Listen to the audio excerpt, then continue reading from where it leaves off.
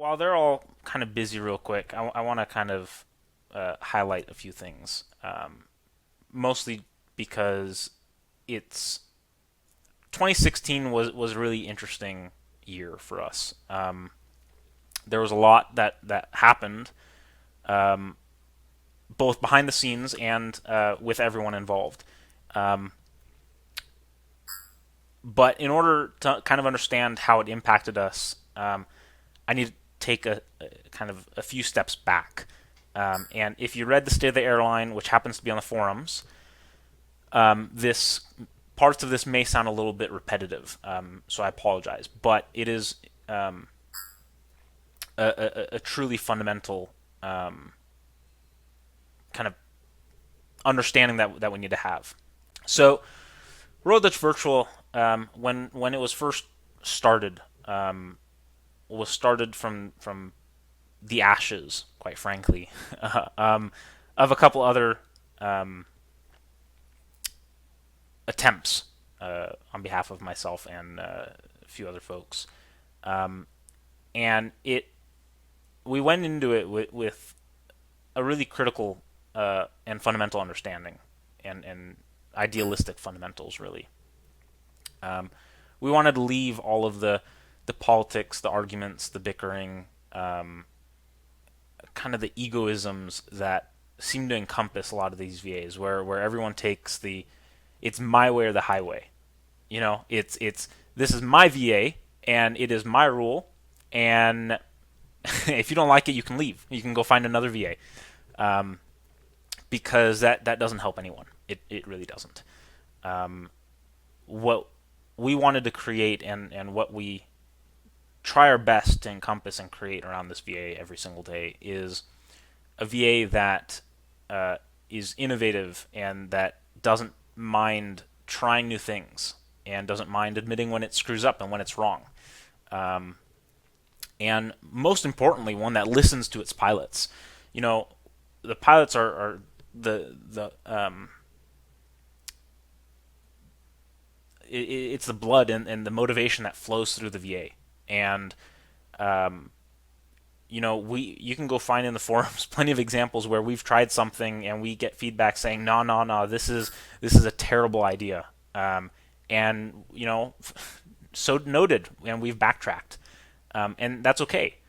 Um, it's a side effect of trying to push the boundaries of what other VAs have done before. We don't try and follow and do what other VAs do. We kind of go try our own thing. That sometimes backfires, that sometimes pays off in a really, really great way. Um, Over the last 2 years, things have gotten quite a bit more complex than we ever could have imagined. Um, when we started, there were three of us, and we had a pretty simple goal. Well, not simple. We had a pretty clear cut goal, and we really didn't care whether we had 3 people or 30 people. Um, and what it's turned into is something that's absolutely been fantastic and a great experience. Um, so after we launched, we had a very explosive growth period, where we went from zero to a couple hundred in a month, and we definitely had some growing pains there. Um, and we did a great job of really highlighting the fundamentals and the goals of which the VA was founded upon and that we try and operate it at. Um, we had originally approached KLM before we launched, and again shortly after, seeking kind of a partnership, if you will, because all VAs at some point, any VA that follows or replicates the real world airline wants a partnership, because what you gain from it is critical to making your airline more realistic. And unfortunately, we were having some communication problems, as you can imagine, as far as what a VA is and what it does. And we had a really great guy actually join the team, by the name of Sebastian, who is probably hiding somewhere. But um, and he was able to navigate that channel a lot better. And with his help, we came away in December of 2014. We got our paperwork back with a actual partnership, not just a partnership, but a actual licensing agreement as well. Uh, and since then, things have definitely gotten complicated in an absolute good way. In order to get, or what helped was, and I'm gonna try and skip most of the boring bits here, but um, we created a nonprofit organization a few months before we got a partnership with KLM, with the intention that we could sustain, and there was no one person responsible or no one owner that could screw anything up. And as I'm sure you saw in the State of the Airline or in the anniversary celebration week this week, we recently got 501c3 as well, which is a huge deal, and I'll go into why that is later. But it's how far we've come, and the evolution, if you will, is absolutely critical. And it's one of those things where it's definitely gotten more difficult. It is more difficult to continue iterating and evolving and improving because everything we have is really complicated now. You look at the flight operation system, for example, and it is a beast to try and make changes and improve with. But it's great. And one of the things that I think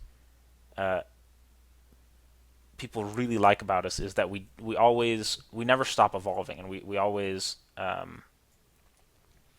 we're always looking to improve.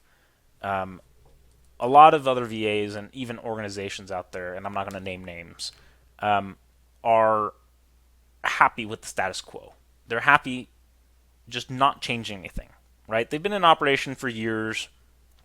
Pilots are happy, staff are happy. There's really no motivation to improve or change anything because nothing's broken, and that's fine.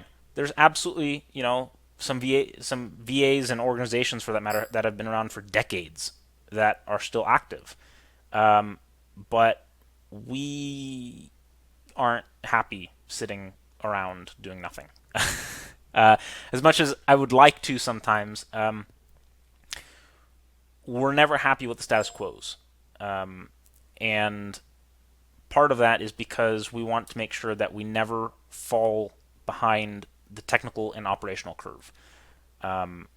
Because the recovery from something that is a 10-year-old piece of software is nearly impossible. And we take the approach that nothing will ever be done. Everything is in a constant state of improvement, and unfortunately, that sometimes means that things are kind of in a constant state of flux. But we prefer that to a stagnant environment or situation.